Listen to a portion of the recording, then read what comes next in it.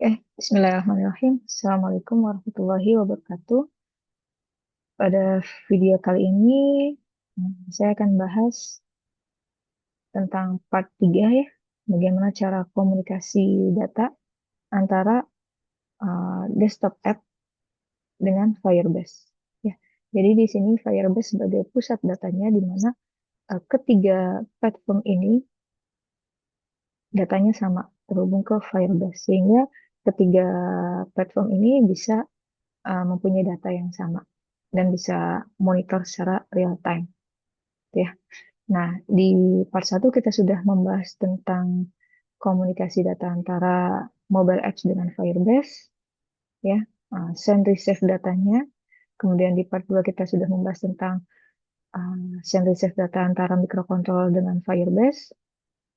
Kemudian di part 3 ini kita akan buat create desktop app project-nya yang terhubung dengan Firebase juga, ya. Oke, langsung saja kita buat menggunakan uh, ini Visual Studio 2002. Nah, create new project,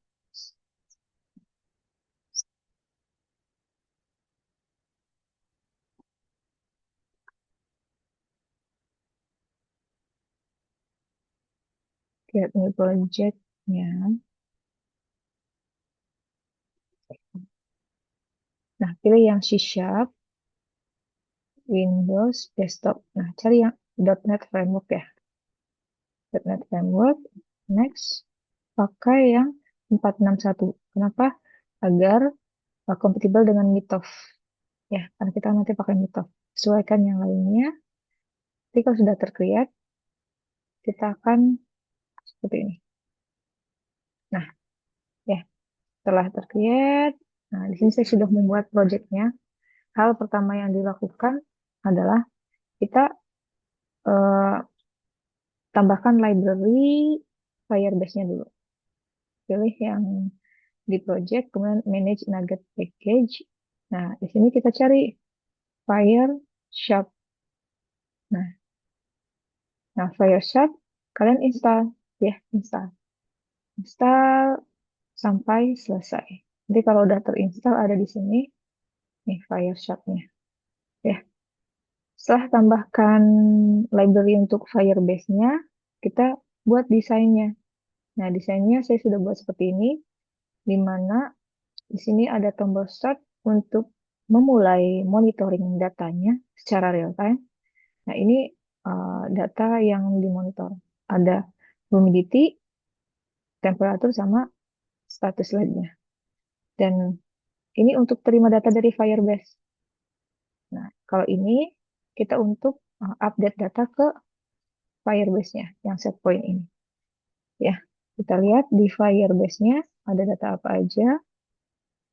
Nah, di sini saya ada humidity, LED, sama temperatur. Itu untuk monitoring value-nya.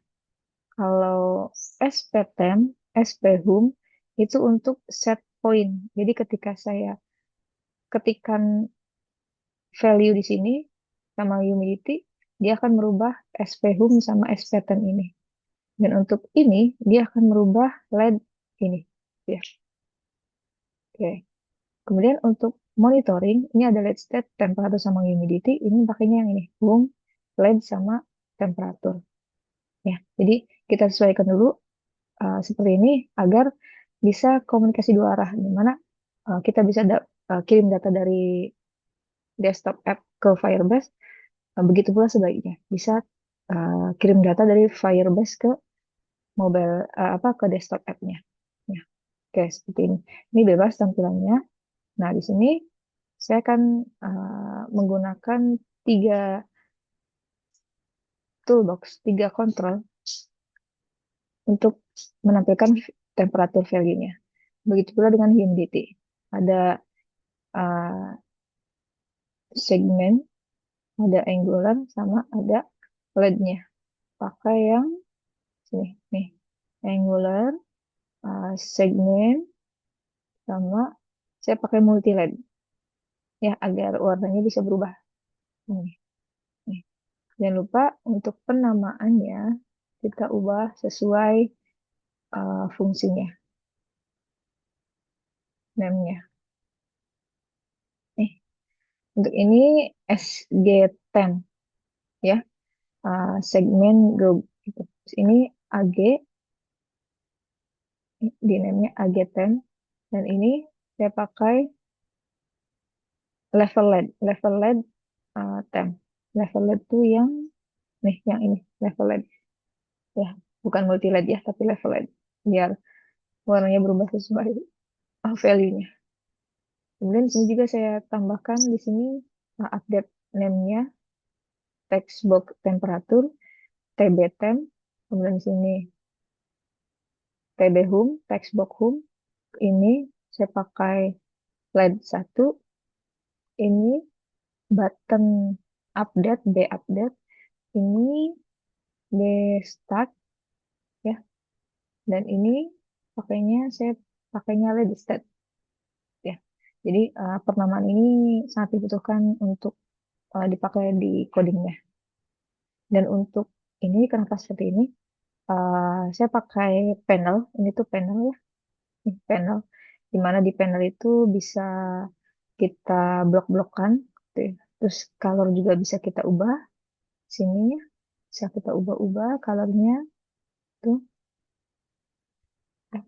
Nah, si panel ini bisa menggunakan yang di sini, di panel, nih panel ini. Ya, di panel tinggal masukin aja gitu. Segini, nanti ini bisa diubah-ubah warnanya. Tekan kontrolnya jadi segini, bisa ya, begitu. Ini cuma untuk uh, desain aja, seperti ini. Oke, setelah desainnya jadi, nah logik yang pertama itu kita harus komunikasi dengan Firebase. Biasanya itu tuh ada di saat form itu tampil. Jadi kita klik dua kali si form ini, ya klik dua kali, dia akan membuat uh, satu blok kode ini otomatis. Ya, ini fungsinya untuk kode dijalankan ketika formnya pertama kali ditampilkan. Nah, di sini saya menghubungkan klien Firebase-nya. Jadi pertama kita buat variabel baru klien, ya. Kemudian kita buat properti buat konfigurasinya seperti ini. Nah, out secret ini ngambil dari sini di database secret.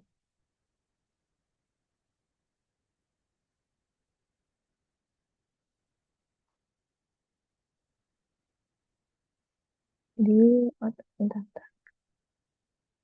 di database secret. Nah, ini pakai yang ini. Tinggal di copy, paste ke sini, gitu ya. Nah, base path-nya ini kita ke database ini, real time database. Nah, ini tinggal copy aja. Copy, paste di sini. Ya. Kemudian di form load-nya kita tambahkan blok try catch untuk menangkap barangkali kita sedang offline gitu, nggak bikin apps-nya crash. Nah, jadi di sini kita hubungkan si klien ini, ya, klien sama new Firebase client, masukin si property IFC ini, yang sudah kita set.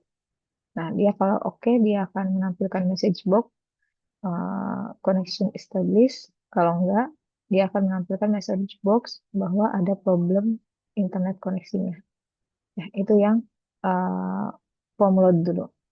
Setelah dia berhasil, yang pertama kali dilakukan button start. Nah, start ini fungsinya untuk memulai ambil data, ya.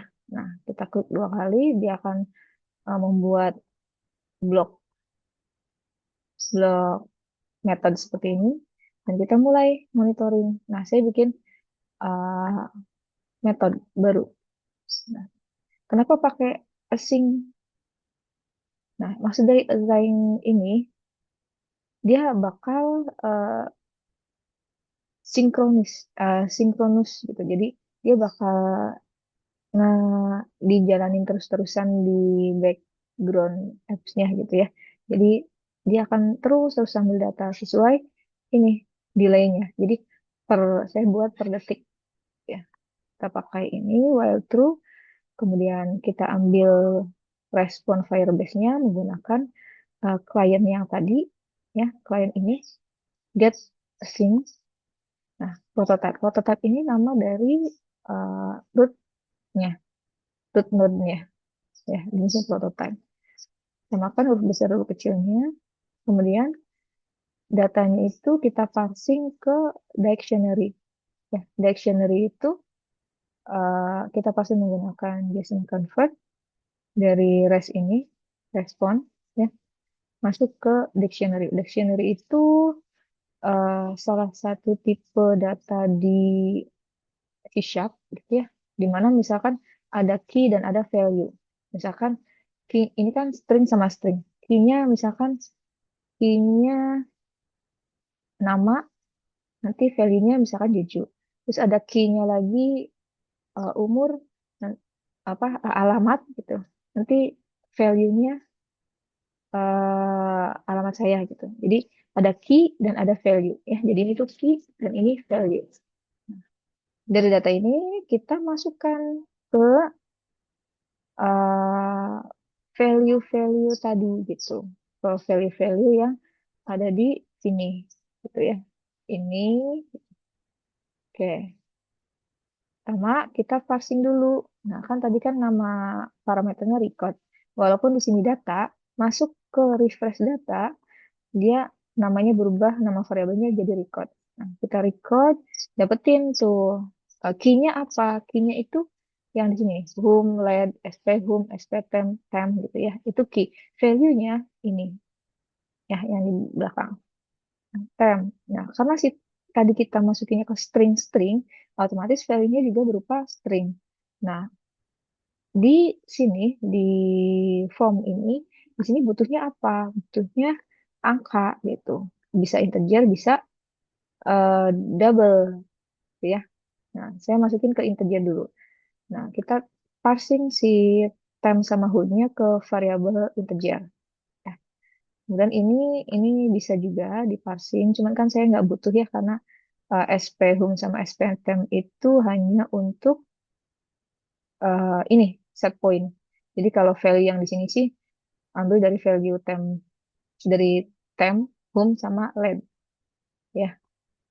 Oke, parsing yang dibutuhkan ya, parsing data yang dibutuhkan, kemudian tempelkan ke value-value-nya AG, SG sama lead tempnya, masukin temp value, untuk humidity juga masukin value-nya, dan lead state juga masukin value-nya. Nah, ini akan dia akan merubah semua yang ada di sini. Satu ini. Ya, satu ini. Oke.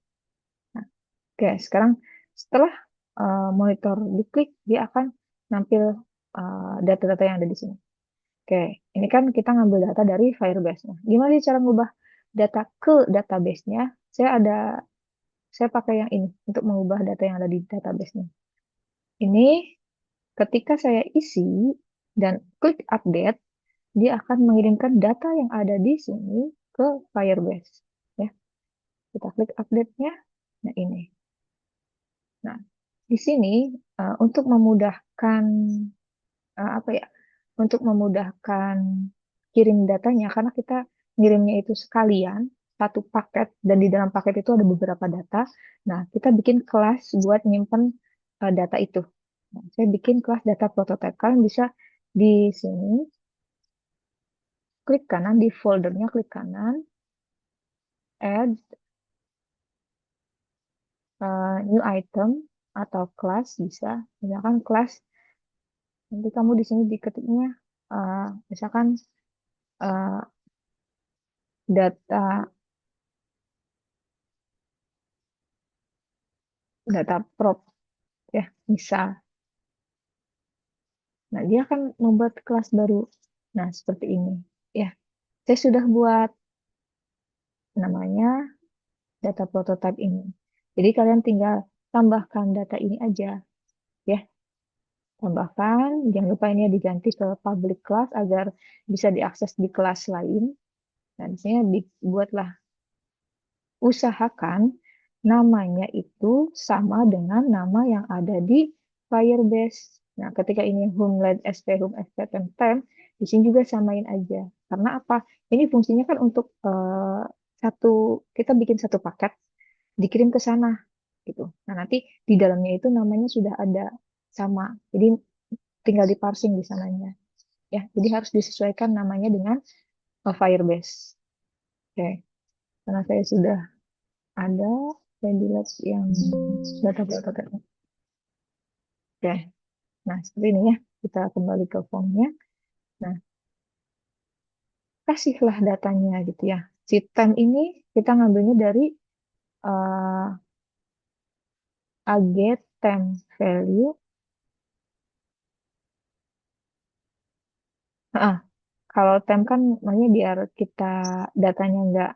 Jadi gini, misalnya kita nggak bikin seperti ini, nanti nggak ada temp, nggak ada home, nanti langsung yang di temp sama home yang di Firebase-nya itu nanti langsung nol gitu. Ya, makanya kita ambil temp sama home-nya ambil dari AG temp value. AG Angular Go, yang ini gitu ya, ambil dari situ. Temp home, kemudian SP temp-nya ambil dari textbox temp, SP home-nya ambil dari textbox home, lainnya ambil dari lab yang ini. Nih, lab yang ini ya. Jadi data yang dikirim ini 1, 2, 3, 4, 5. Sesuai yang ada di sini. 2, 3, 4, 5. Karena kalau kita nggak sepaket dan ada satu yang nggak diisi, nanti dia otomatis nilainya nol, ya, gitu. Karena dia ngirimnya satu paket langsung sih. Tuh. Nah, setelah kita dapat datanya, kita bungkus di variabel data ini. Nah, kita update. Tadi mau ngambil data pakainya get async gitu ya. Kalau kita mau store data, kita pakainya update async. Terus nama uh, root node-nya dan data yang dikirim. Nah, nanti respon ini kita masukin lagi ke dalam bentuk data respon, bentuk variabel yang sama, kayak gini data prototype. Nanti tinggal dicek aja. Ada message box yang nampilin bahwa data sudah terupdate, SP home-nya nilainya sekian. Ini tuh pakai string formatnya, jadi SP home, SP temp, led berapa, nanti ngambil dari data respon ini. Data respon seperti ini. Ini yang akan ditampilkan di message box. Ya. Oke, satu lagi di sini ada ini yang bisa di switch, di klik klik klik klik. Berarti kamu tambahin klik 2 kali dan tambahkan perintah seperti ini bahwa uh, value-nya akan berubah kebalikan dari value yang sebelumnya gitu. Jadi ketika dia off, kita klik jadinya nyala. Gitu. Semuanya nyala, kita klik jadinya mati. Ini tuh hanya untuk handle action button-nya dari LED ini. Ya, seperti itu. Terus kita coba jalankan. Ya, coba jalankan. Coba jalankan sini. Nah, nih yang tadi di pas load data. Nih, form load. Dia akan menampilkan ini kalau koneksinya oke. Ketika klik oke, dia bakal nampil ini. Ya. Nah, ini belum tampil datanya karena apa? Ya, karena belum mulai startnya. Kita klik start, dia akan ambil data. Tuh, 30, 29 sama nyala. Kita cek di sini. 30, 29 nyala. Ini ya 77, ini 88 ya. Jadi, kita coba update. Tadinya, coba kita bikin 100 semua. Ininya tadinya nyala ya. Ini kan nyala. Kita coba off it. Kita update. Oke. Nah, data update. SP home, SP temp, LED-nya false. LED-nya langsung false, off. Di sininya LED-nya false, SP home, SP temp-nya seperti ini. Kita coba ubah dari sini. Misalkan humidity-nya 50, temperaturnya 80. Nah, ini 50 di enter. Nanti kita lihat di sini. Nah, sama ya. 80, 50. Slide-nya coba kita ubah dari sini bisa. Ya, tuh ini true. Tuh ya. Jadi, seperti itu komunikasinya. Ya, mungkin itu aja yang bisa saya sampaikan. Eh, jangan lupa untuk desain. Ya, desain kalian silahkan coba-coba lagi untuk mengubah fontnya gitu ya. Gimana? Kita coba stop dulu. Eh, merubah fontnya, kita pakai font apa gitu.